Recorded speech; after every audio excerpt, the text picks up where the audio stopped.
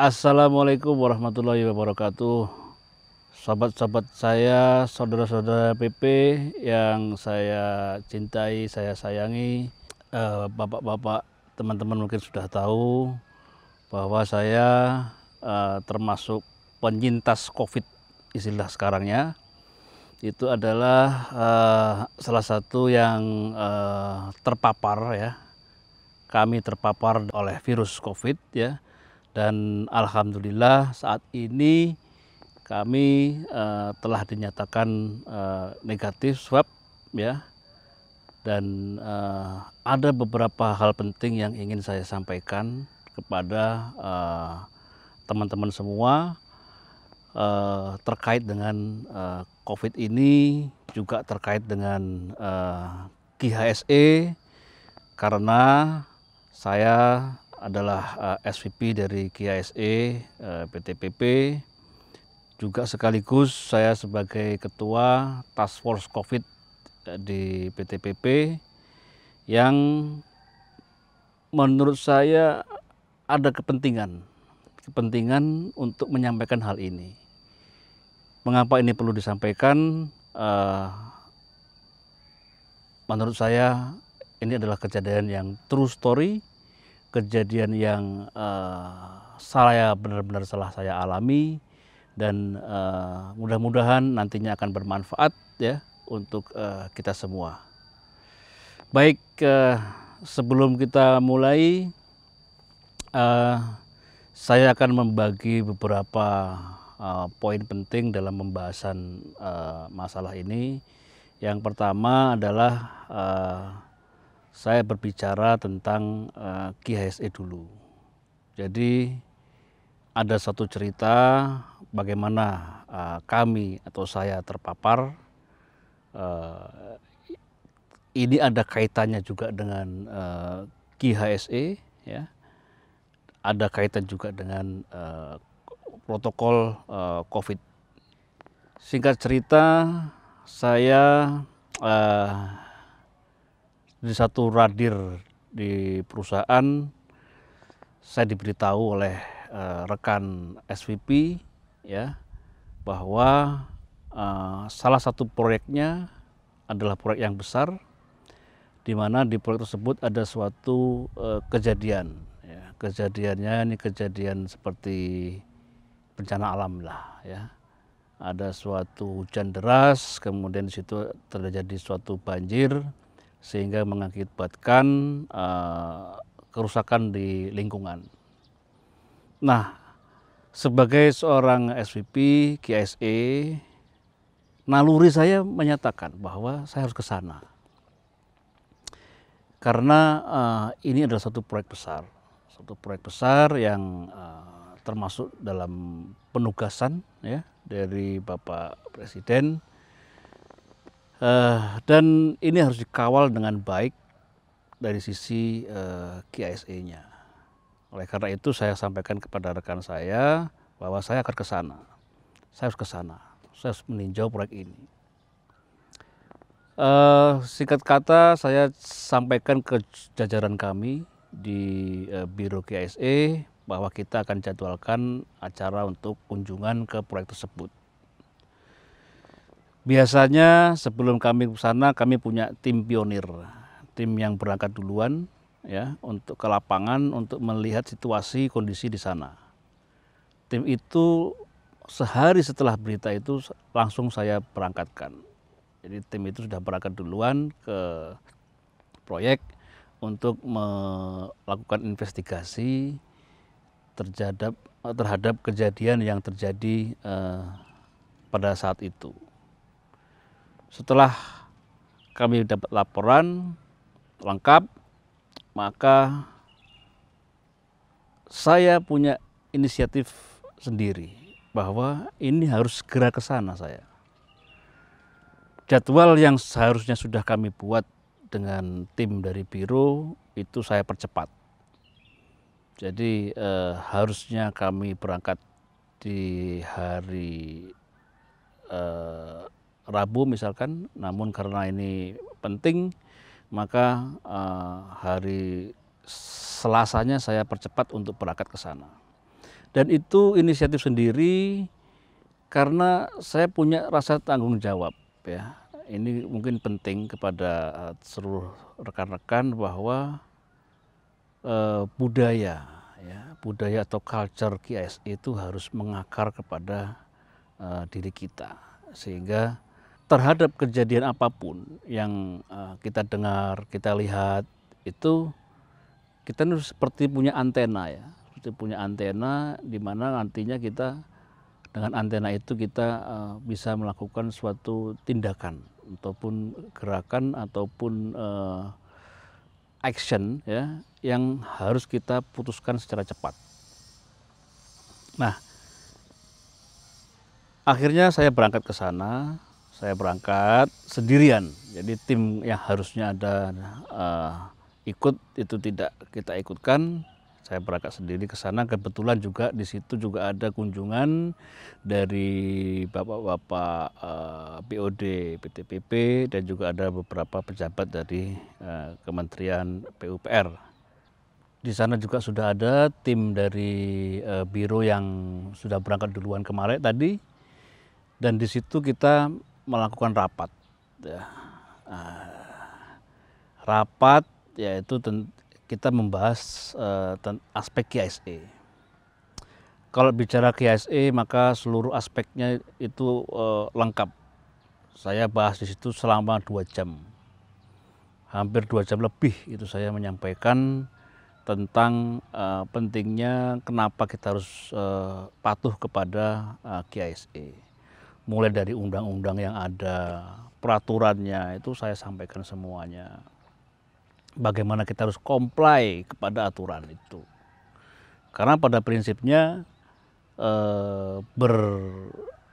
berusaha ataupun sebagai penyedia jasa itu kita wajib, kita hukumnya wajib untuk melakukan perlindungan terhadap seluruh pekerja dan karyawan yang bekerja di tempat kita melaksanakan pekerjaan apapun, baik itu dari segi kesehatannya, dari segi peralatan, sarana, prasarana, lingkungan, semuanya itu termaktub, ada dalam undang-undangnya, ada dalam peraturannya, dan itu saya sampaikan secara detail pada teman-teman semuanya.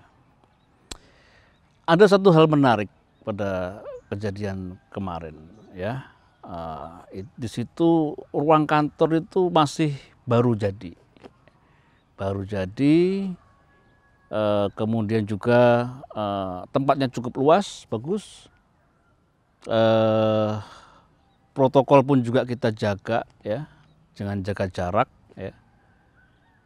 Setiap yang ikut kita sudah jaga jarak, sudah ada protokol semua, udah bagus sekali. Nah, pada saat itu secara naluri saya menyampaikan kepada teman-teman. Sebelum saya menyampaikan tadi tentang aspek KISE, saya memutarkan suatu film, itu tentang merenung. Merenung itu adalah suatu ibadah atau tafakur. Saya berharap bagi yang melihat video ini, silahkan bagikan ke semua orang yang kalian kenal dan cintai, agar menjadi tabungan kebaikan untuk kalian. Dengarkanlah sampai akhir, wahai saudaraku. Kali ini, jangan hanya dengar dengan kedua telingamu, tapi cobalah dengar dengan hatimu. Pernah satu ketika Maryam binti Imran mengalami sebuah hal yang sangat genting. Namun, apa yang Allah katakan kepadanya? Allah berfirman, "Makan minumlah, serta bergembiralah." Saat kita bergelimang dosa, apa yang Allah katakan kepada kita? Allah berfirman, "Jangan kamu berputus asa dari rahmat Allah. Jangan kamu berputus asa dari kasih sayang Allah." Di dalam hadis qudsi Allah berfirman, mintalah ampunanku, niscaya aku akan mengampunimu. Dan apa yang dikatakan Nabi SAW kepada sahabatnya Abu Bakar ketika orang-orang kafir ingin membunuh Rasulullah. Beliau bersabda, jangan bersedih, sesungguhnya Allah akan terus bersama kita. Saudaraku, apa yang bisa kita ambil pelajaran di sini? Lihat, dalam kondisi apapun, sesulit apapun, semuanya memberikan ucapan kebaikan. Semuanya memberikan ucapan ketenangan. Mengapa? Sebab mereka sangat memahami kebesaran Allah Subhanahu wa Ta'ala. Mereka meyakini bahwa dalam kesulitan apapun, Allah tidak akan meninggalkan mereka. Karena itu, sebarkanlah pesan kebaikan, saudaraku. Sebarkanlah pesan ketenangan kepada seluruh manusia. Biarkan kegelisahan dan ketakutan berlalu dari perjalanan takdir manusia. Ingatlah bahwa di dalam setiap kesulitan, kegelisahan, kesedihan, maka muncullah jati diri manusia yang sebenarnya. Untuk itu, jangan tunggu orang lain berbuat terlebih dahulu, tapi mulailah dari dirimu. Mulailah dari diri kita, menyebarkan pesan kebaikan, ketenangan, dan jangan menjadi gemar menakut-nakuti manusia. Hari ini kita sering mendengar orang berucap, jika kamu mati sebab corona, mereka tidak akan membacakanmu Al-Quran. Mereka tidak akan memandikan jenazahmu. Mereka tidak akan menguburkanmu, dan sebagainya, dan sebagainya. Namun, dengarkan apa yang disampaikan Rasulullah. Rasulullah SAW bersabda, barang siapa mati akibat wabah, maka dia syahid. Kita adalah muslim. Mengapa kita takut kepada sesuatu yang telah Allah tetapkan untuk kita? Maka janganlah takut. Namun, di sisi lain, berusahalah untuk selalu berhati-hati. Dengan kata lain, jangan kau berkata, umur di tangan Allah, kemudian engkau bunuh diri dengan tidak peduli terhadap nasihat dan himbauan. Tapi hendaklah engkau mencari cara agar nyawamu terjaga dari wabah ini. Mengapa? Karena jasad itu adalah milikmu. Jasad serta hidupmu adalah amanah dari Allah agar engkau menjaganya, yang dengannya engkau dapat berbuat kebaikan dan menolong sesamamu. Jangan pula engkau jadikan ini sebagai candaan, saudaraku. Tapi di sisi lain, janganlah takut dan bersedih, sebab Allah selalu bersama kita. Ingatlah kalimat ini, semua kita kelak akan mati. Mereka yang tidak mati akibat wabah akan mati dengan sesuatu hal yang lain. Maka Allah berfirman, katakanlah, sesungguhnya kematian yang kamu lari daripadanya, ia pasti menemuimu. Kemudian kamu akan dikembalikan kepada Allah yang mengetahui yang gaib dan yang nyata. Lalu Dia beritakan kepadamu apa yang telah kamu kerjakan. Quran Surat Al-Jumu'ah ayat 8. Jikapun memang kita harus takut, maka lebih takutlah kepada dosa-dosa kita pada hari pembalasan kelak. Ambillah ini sebagai nasihat dari saudaramu yang mencintaimu. Saat ini, semua pintu sudah ditutup. Inilah keadaan yang kita hadapi, saudaraku. Pintu-pintu masjid, pintu sekolah, kantor, pasar, semua telah ditutup. Namun, pintu taubat masih terbuka. Jangan kau biarkan setan menghalangimu masuk ke pintu ini, karena itu adalah pintu menuju Tuhanmu yang telah menciptakanmu. Dan yakinlah bahwa video ini tidak akan sampai kepadamu dengan kebetulan. Aku juga merupakan salah satu sebab yang Allah jadikan untuk kalian. Jika tidak, mana mungkin Allah mengizinkanku untuk berbagi hal ini dengan kalian? Maka berbagilah dengan sesamamu. Berbagilah dengan sesamamu. Assalamualaikum.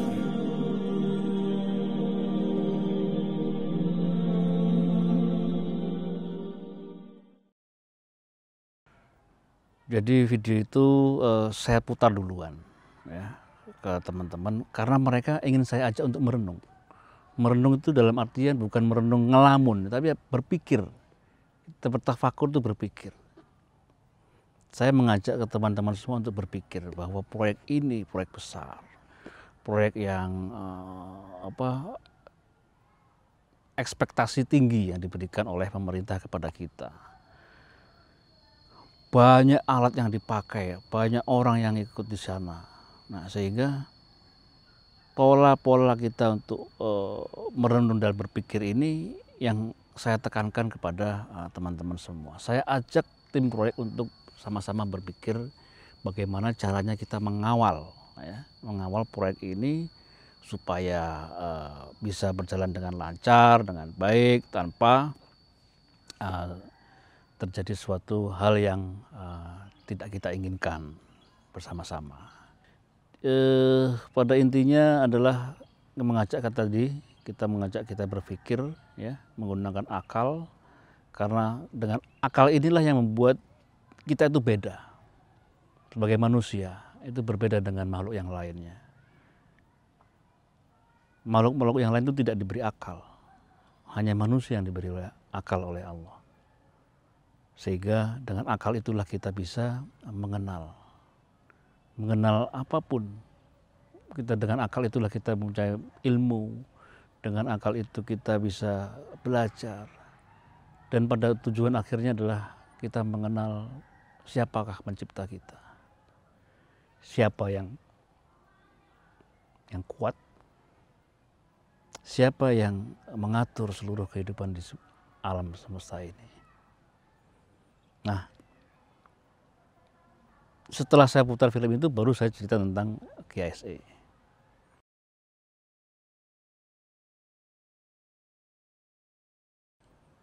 Tadi saya sampaikan bahwa di acara tersebut ruangan cukup bagus, protokol juga bagus. Namun tetap ya ada satu kekhilafan mungkin ya, bahwa di situ kita disiapkan makan dan minuman. Nah, pada saat kita makan, minum, itulah kita buka masker kita. Secara naluri pasti dibuka. Ya, pasti dibuka, namanya minum kita buka itu masker. Dan karena saya berbicara selama 2 jam di sana, ya berbicara dengan ini terus terang aja bahwa bicara dengan masker tertutup selama waktu tertentu itu sangat tidak nyaman juga. Ya akhirnya saya buka bener itu. Ini masker itu. Siapa yang berbicara itu pasti membuka maskernya. Nah, di situ ada GM operasi, kemudian ada tim proyek, ada PM-nya. Dan di situ sungguh benar-benar saya mewanti-wanti kepada seluruh tim proyek tersebut bahwa ini proyek harus ditangani dengan baik. Bahaya di sini. Ada potensi-potensi besar, risiko-risiko besar yang akan menanti di proyek ini. Itu sudah saya sampaikan ke teman-teman di proyek tersebut.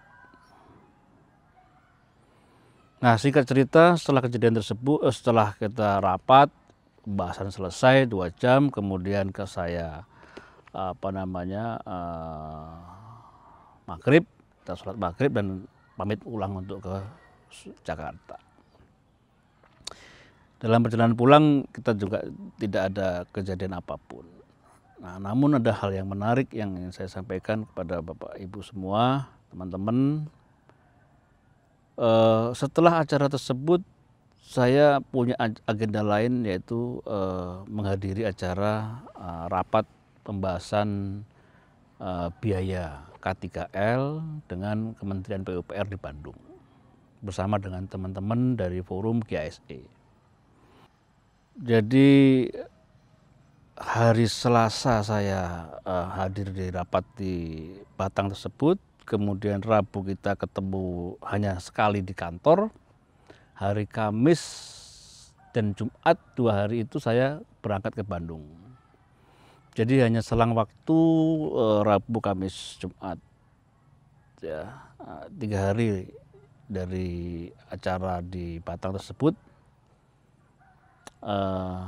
Pada hari Jumatnya saya mendapat kabar bahwa salah satu teman kami yang ada di proyek tersebut itu terpapar positif COVID Corona.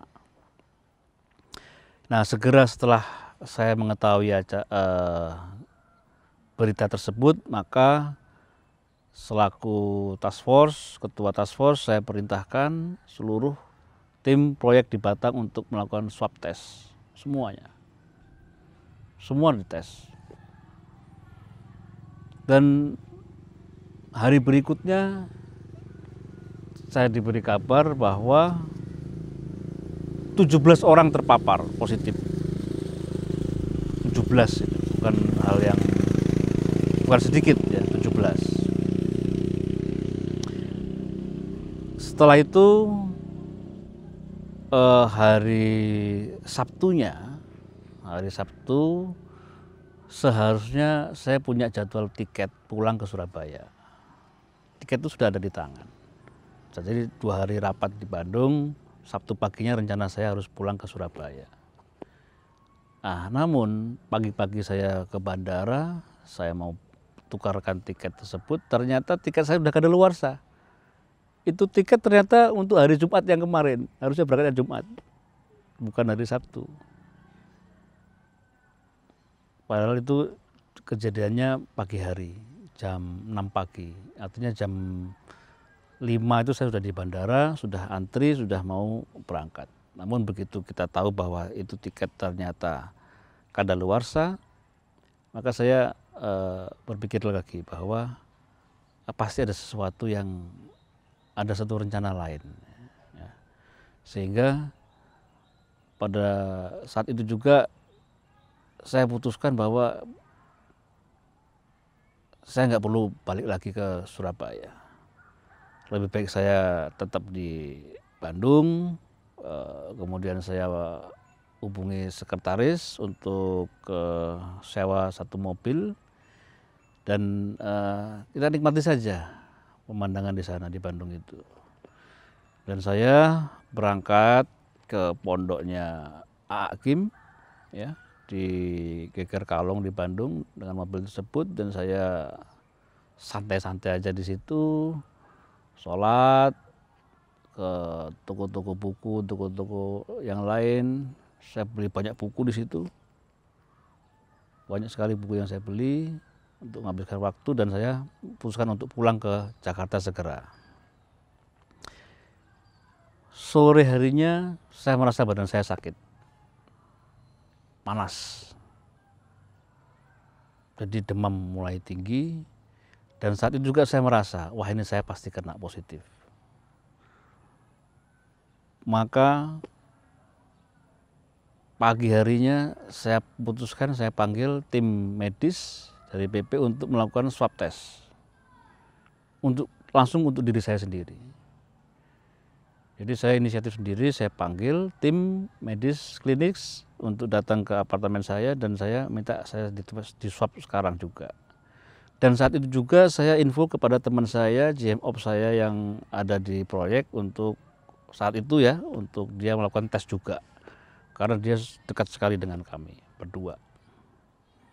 Dan ternyata betul hari Seninnya hasil tesnya keluar dan saya positif COVID.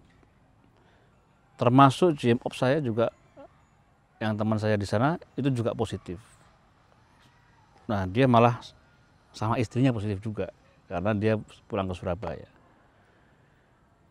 Bisa dibayangkan bahwa dengan kejadian tersebut, seandainya, ini kan kita bisa berandai-andai bahwa seandainya saya pulang ke Surabaya, seandainya tiket itu betul hari Sabtu, maka saya akan menularkan banyak orang di sana. Karena di rumah ada orang tua ibu mertua saya yang sudah tua juga dan punya riwayat penyakit yang cukup banyak juga, kompleks. Saya merasa bersyukur bahwa keputusan untuk menunda pulang ke Surabaya itu pada saat itu adalah keputusan yang terbaik yang saya ambil, sehingga menghindarkan keluarga, teman-teman dari tertular positif COVID tersebut. Lanjut sambung cerita bahwa hari Senin paginya saya langsung informasi kepada BOD, PP bahwa saya terpapar positif corona, juga kepada seluruh teman-teman di biro, semua saya informasikan, dan saya langsung berangkat ya ke RSPP Pertamina untuk dilakukan diagnosa oleh dokter.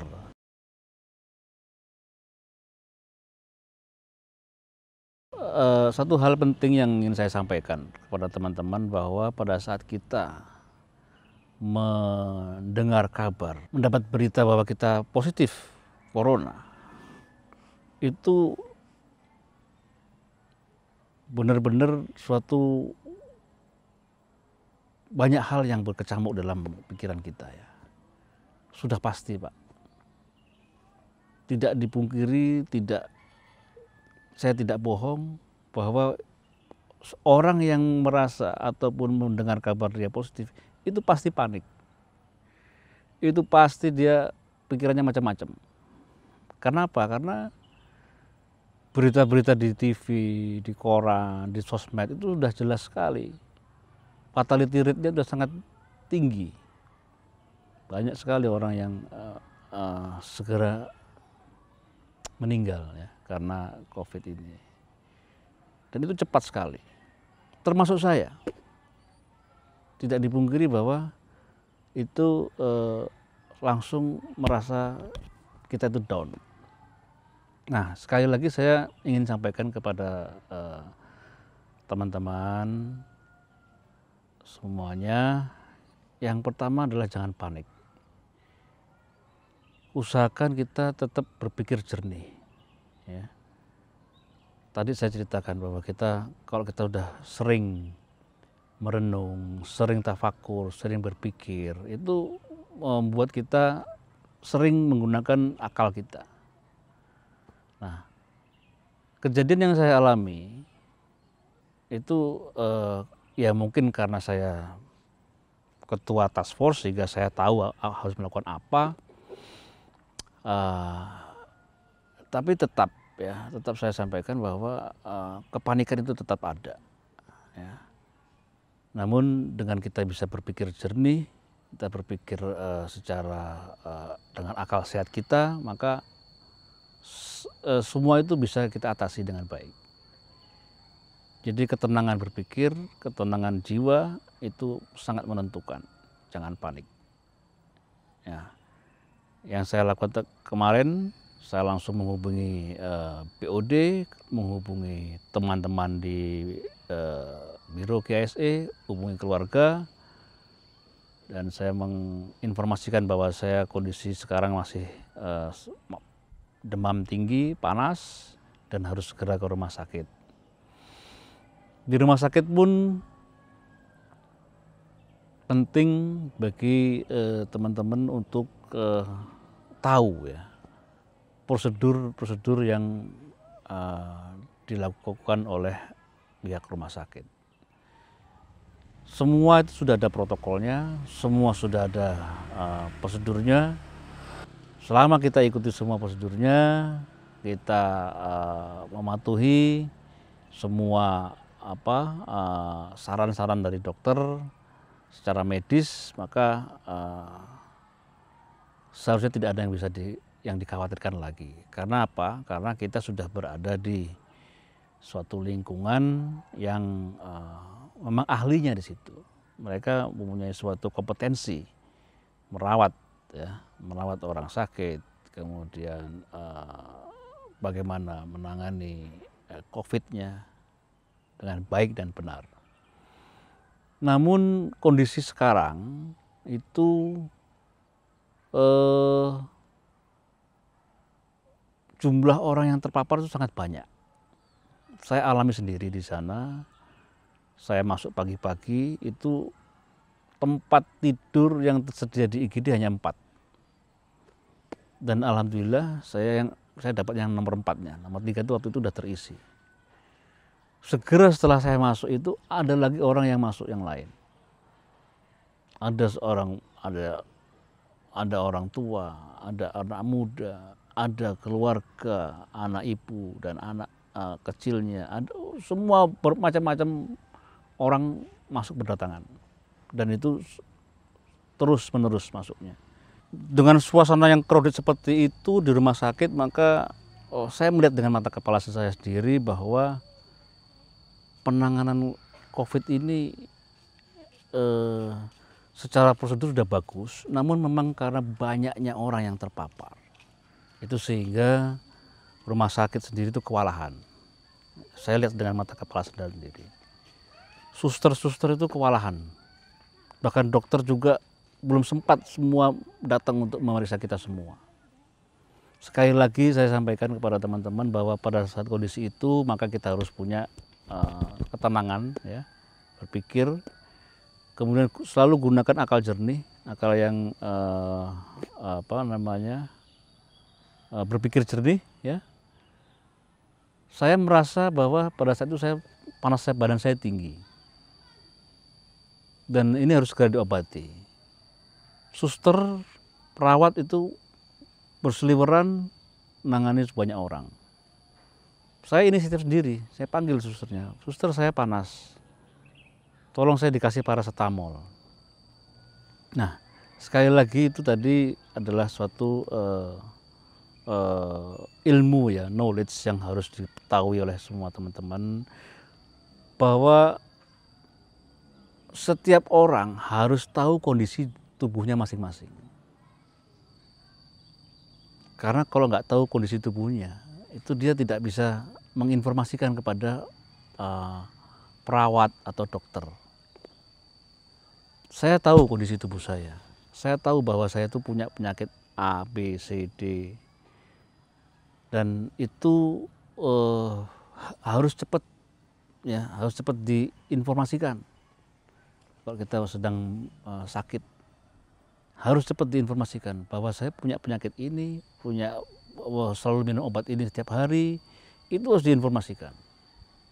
Jadi jangan sampai kita cuek saja, mungkin merasa sudah di rumah sakit, kita tenang, tapi padahal di rumah sakit itu bermacam-macam orang, bermacam-macam yang sakit gitu. Jadi kita harus tahu, kenali tubuh kita sendiri, kenali penyakit kita, dan segera informasikan kepada perawat bahwa kita punya beberapa penyakit tertentu atau kita minum obat tertentu yang setiap hari kita minum.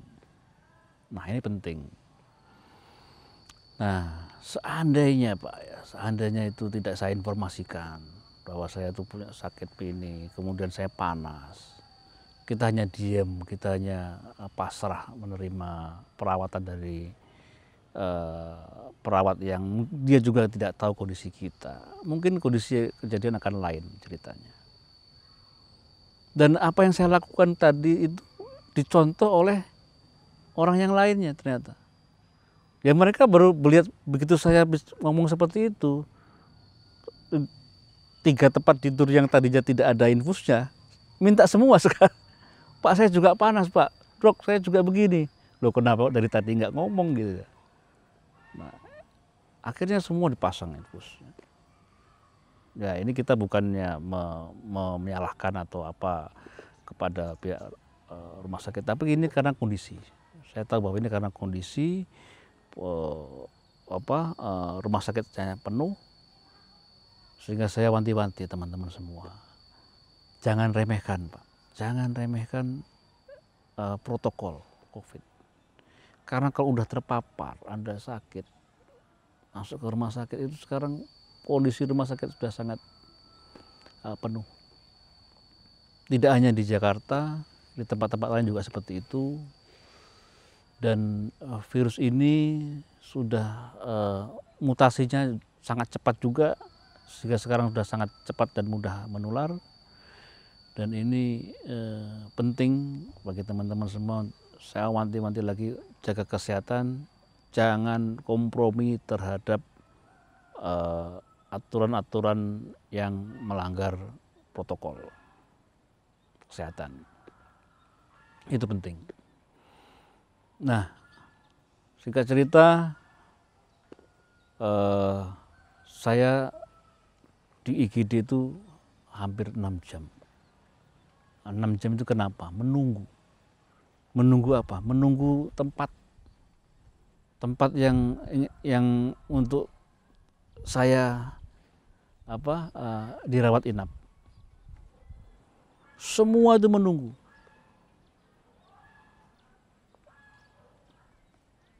Karena tempatnya penuh. Dan apa yang kita lakukan? Nggak ada. Ya kita hanya bisanya duduk di situ aja pasrah, sambil menunggu, sambil mungkin juga, ya saya juga tidak memungkiri saya meminta bantuan teman-teman untuk mencari tempat yang lain pindah. Tapi tempat lain pun juga penuh Pak. Penuh semua. Nah sehingga kita hanya bisa menunggu di sana 6 jam Pak. Sampai akhirnya saya bisa dipindahkan di satu kamar transit istilahnya. Itu belum pindah masuk ke rumah sakit yang di modularnya. Jadi saya hanya dipindahkan untuk rawat untuk kamar transit saja. Dan alhamdulillah bisa menempati kamar tersebut, sehingga besoknya baru dapat tempat untuk dipindahkan ke SPP modular. Singkat cerita kami berangkat ke sana, dan di sana sekali lagi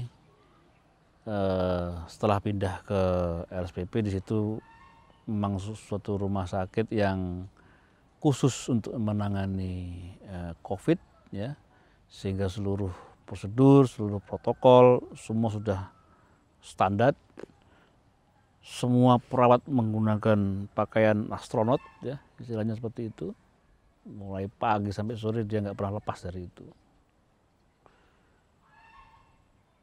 Dan saya dirawat di sana selama 18 hari. 18 hari saya di rumah sakit tersebut.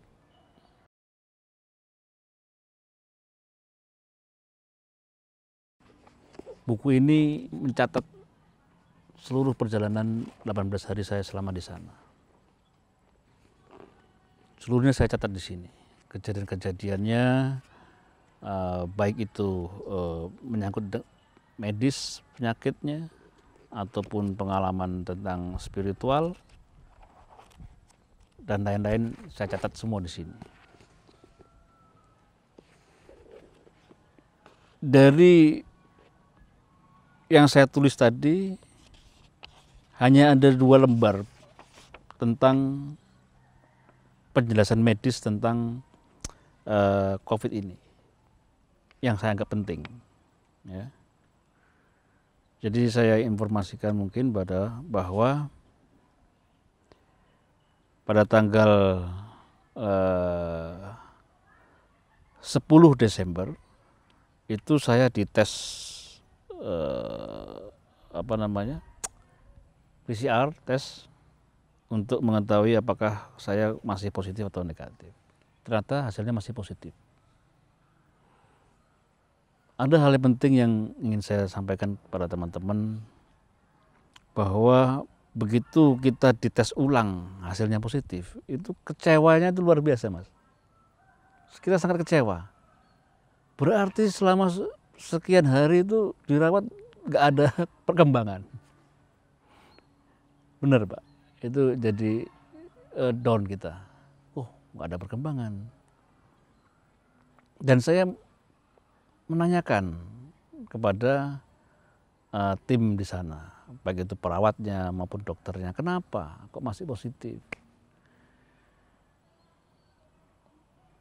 Dan mereka memberikan suatu penjelasan yang secara medis cukup baik ya. Namun saya belum puas. Karena ada satu poin penting di sini yang saya catat, bahwa pada saat saya masuk di rumah sakit tersebut, itu kondisi peradangan di infeksi di paru-paru saya dari skala 0 sampai 100, itu saya di kondisi skala 8. Berarti masih kecil. Tapi pada saat tanggal saya dites itu, ternyata peradangan itu naik 10 kali lipat. Jadi dari skala 8 menjadi 81.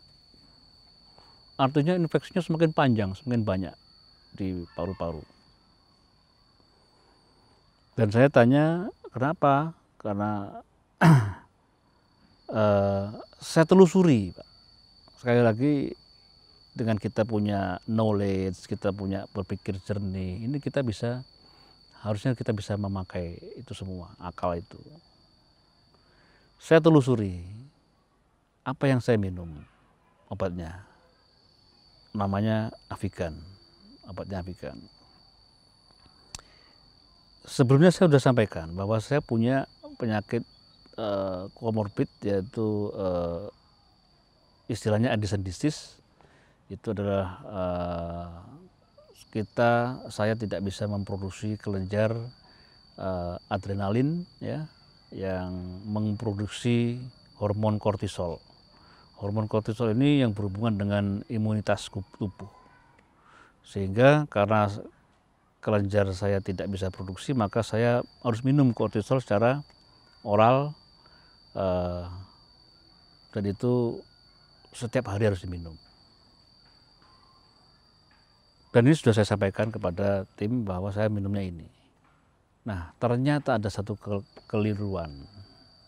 Pada saat saya diberi Avigan, tim dokter menyatakan bahwa dalam kandungan Avigan tersebut mengandung juga hormon kortisol. Sehingga saya tidak perlu lagi minum hormon kortisolnya. Dan saya patuhi, saya tidak minum itu.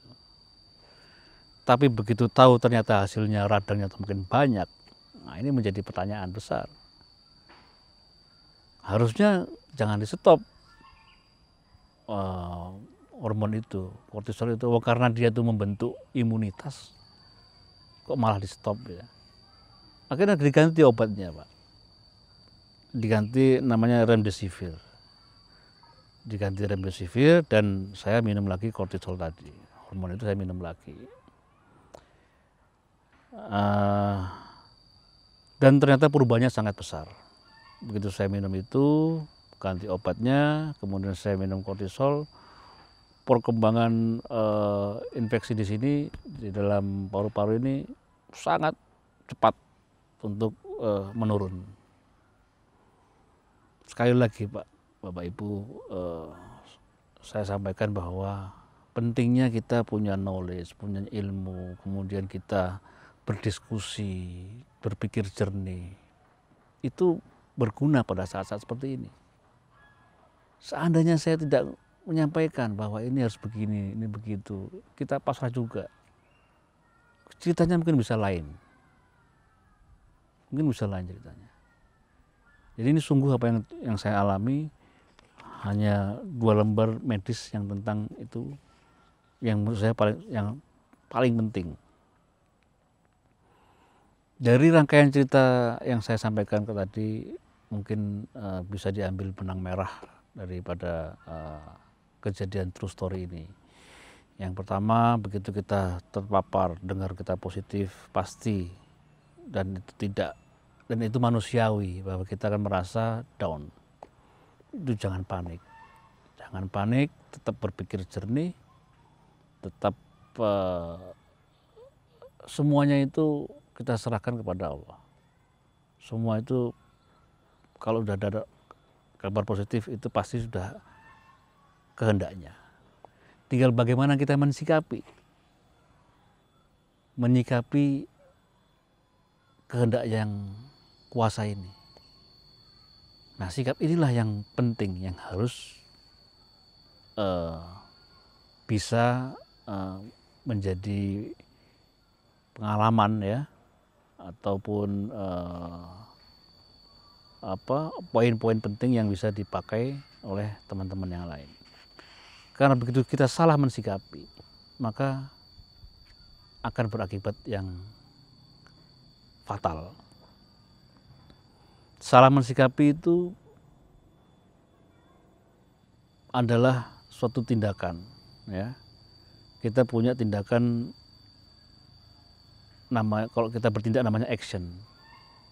Kita beraksi bisa benar bisa salah. Pasti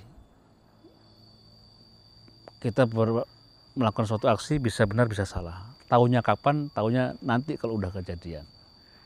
Tapi kalau kita buat suatu matriks antara aksi dengan matriks time, waktu,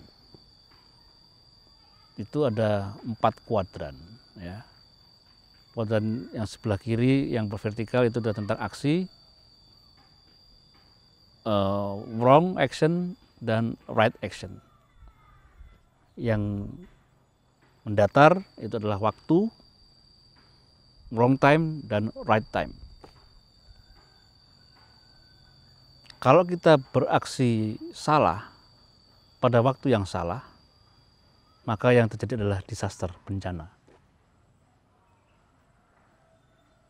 Terhadap satu kejadian, kita menyikapinya, kita aksinya salah pada waktu yang salah, itu hasilnya adalah disaster, bencana. Kuadran yang berikutnya, kalau kita beraksi yang benar, the right action, pada waktu yang salah, at the wrong time, maka yang terjadi adalah resistance, penolakan. Kita udah benar melakukannya, tapi pada waktu yang salah, maka akan terjadi suatu resistance. Karena beraksi itu adalah 2 pihak, antara kita dengan pihak yang lain. Pihak lain akan merespon. Nah, yang ke kuadran yang berikutnya, kita beraksi yang benar pada waktu yang benar, maka itu kita menjadi sukses. Do the right action on the right time, itu adalah sukses. Kuadran yang terakhir itu kita do the wrong action at the right time, maka yang terjadi adalah kesalahan, mistake. Kuadran itu saya buat sendiri ya, berdasarkan pengalaman kami selama 24 tahun saya kerja di PP. Jadi saya masuk di PP itu tahun 1996. Tahun 96, sekarang tahun 2020, berarti sudah 24 tahun ya. 24 tahun saya bekerja di PP. Usia saya sekarang 51 tahun, berarti 51 kalau dibagi 2, 25. Berarti hampir separuh umur saya ini eh, saya abdikan di PP. Pengalaman selama ini bisa saya tuliskan dalam bentuk kuadran tadi. Ini bisa dipakai ya untuk teman-teman semua, baik itu dalam kehidupan sehari-hari, dalam pekerjaan, dan lain-lain. Nah, sekaligus kuadran ini adalah jembatan. Jembatan bagaimana kita masuk ke dalam dimensi yang lain dari pengalaman saya tentang spiritualisme. Kenapa itu masuk ke sana? Karena menyangkut suatu aksi, ya, bagaimana tadi kita berbuat aksi yang baik dan benar atau salah pada waktu yang salah atau yang benar. Permasalahan dari kita adalah kita belum tahu apakah aksi yang kita lakukan itu benar atau salah. Karena pada prinsipnya dalam kehidupan kita ini kita selalu dihadapkan pada dua pilihan. Begitu kita bangun pagi, begitu kita bangun dari tidur kita, selalu ada pertanyaan-pertanyaan yang timbul di dalam hati kita. Begitu kita bangun pagi, wah ini udah subuh. Apakah kita tidur lagi atau kita ambil wudhu atau sholat? Selalu pertanyaan-pertanyaan itu muncul ada di dalam diri kita sendiri. Itulah yang namanya suara hati. Suara hati itu selalu muncul di setiap makhluk hidup atau manusia. Selalu muncul. Kapan suara itu tidak muncul? Ya pada saat kita tidur. Pada saat kita bangun, kita berdiri saat ini aja sekarang kita. Di dalam ini ada yang ngomong, ada yang bicara.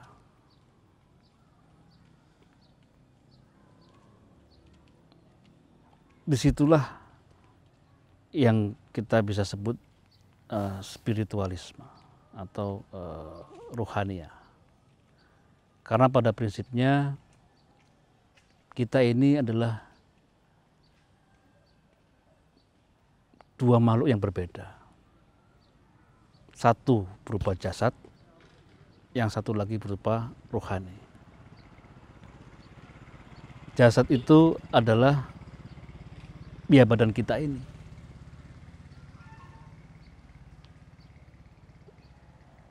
Kemudian rohani adalah sesuatu yang ada di dalam badan kita yang ngomong setiap hari itu, yang setiap saat kita bicara, itu rohani. Gitu. Saya punya video tentang ini, nanti bisa diputar videonya. Saya sudah buat ini beberapa waktu yang lalu. Itu tentang kuda dan penunggang kudanya. Jasad kita itu adalah kuda itu.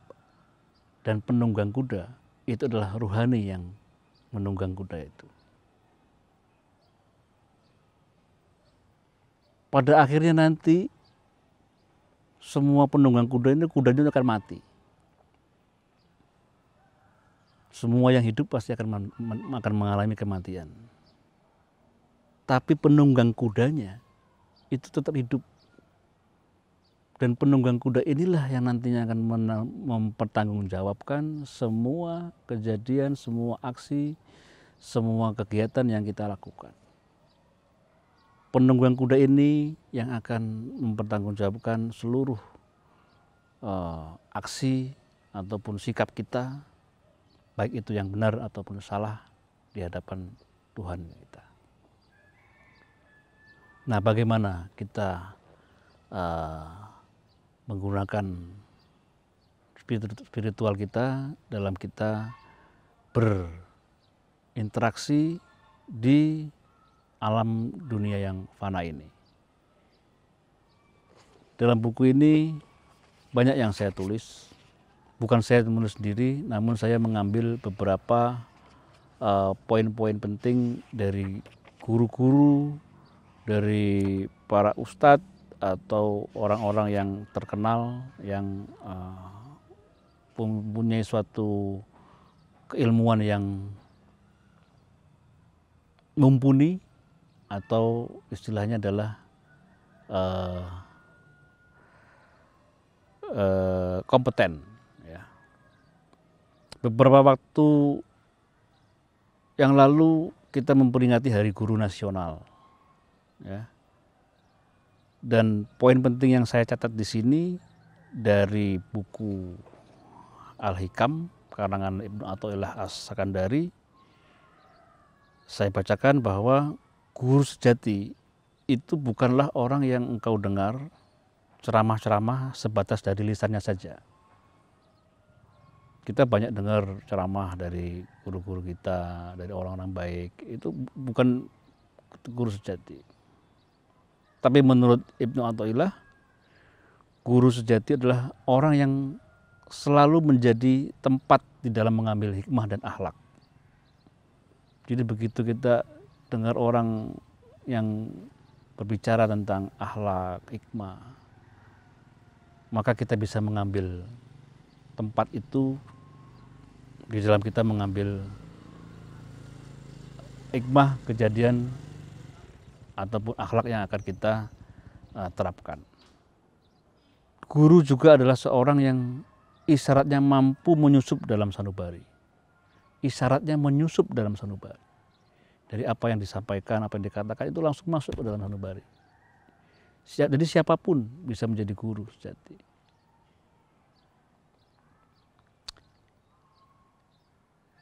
Kemudian guru juga adalah seorang yang bisa menyingkap hijab.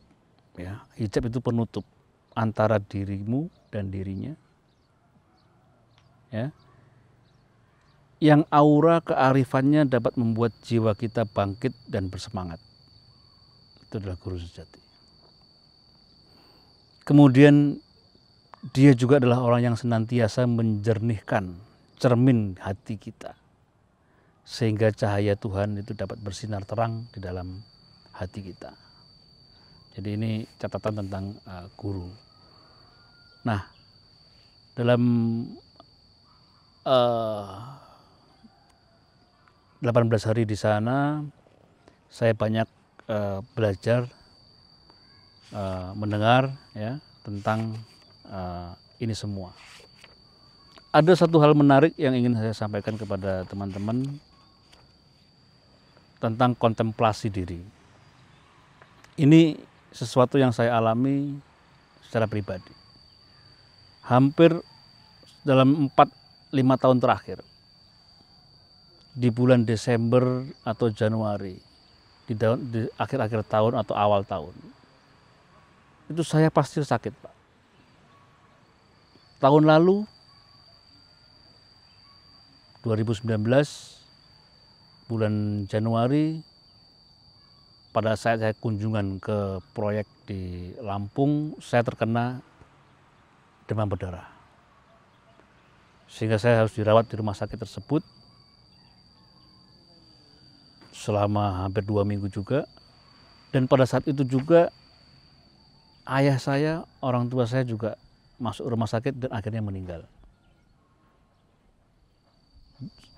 Karena saya masih sakit dirawat di rumah sakit, maka saya tidak bisa menemui ataupun merawat ayah saya dalam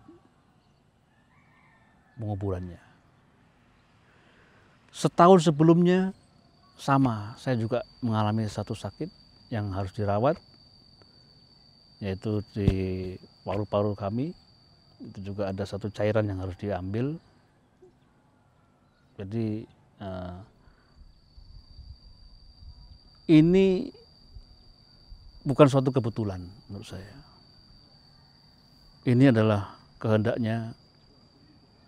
Allah, Tuhan, yang mengatur semua makhluknya.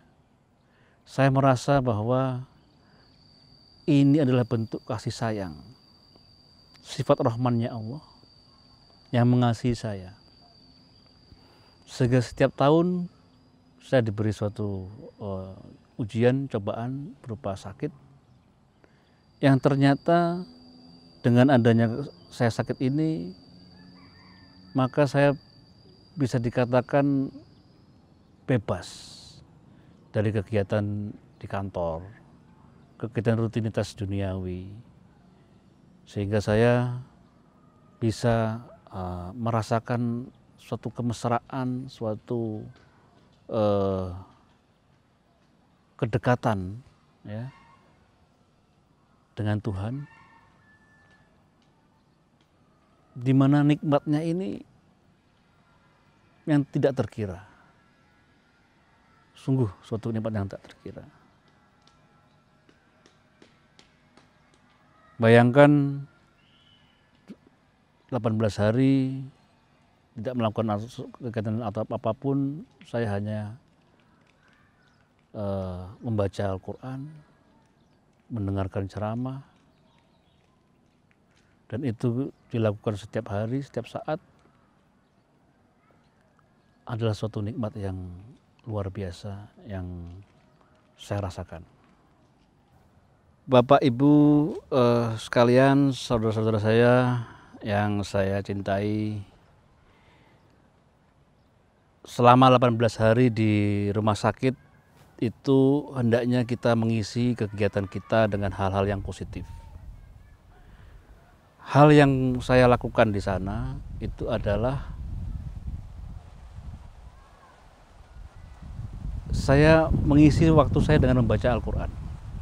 18 hari itu saya khatam Al-Quran, Pak. Setiap hari, setiap saat saya baca Quran. Sampai suster-suster itu, perawat itu kalau masuk ke ruang kamar saya selalu nanya, "Loh Pak, Bapak setiap kami masuk Bapak selalu baca Al-Quran." Ya, terus apalagi yang saya lakukan? Yang bisa saya lakukan hanya ini. Ini adalah kesenangan yang, kenikmatan yang tiada tara, suatu kenikmatan baru yang saya dapatkan dari hal positif pada saat saya dirawat di rumah sakit. Jadi isilah kegiatan kita, baik pada saat kita isolasi mandiri ataupun di rumah sakit, dengan kegiatan positif. Kalau kita beragama Muslim, baca saja Al-Quran. Karena Nabi Muhammad sudah bersabda bahwa cukup ditinggalkan dua nasihat. Nasihat yang berbicara dan nasihat yang tidak berbicara. Nasihat yang berbicara itu adalah Al-Quran, nasihat yang tidak berbicara adalah kematian. Dua hal itu sudah cukup untuk kita merefleksikan diri kita sendiri supaya kita bisa mencari hal yang positif dari terpaparnya kita dari penyakit ini. Terima kasih sebelumnya. Assalamualaikum warahmatullahi wabarakatuh.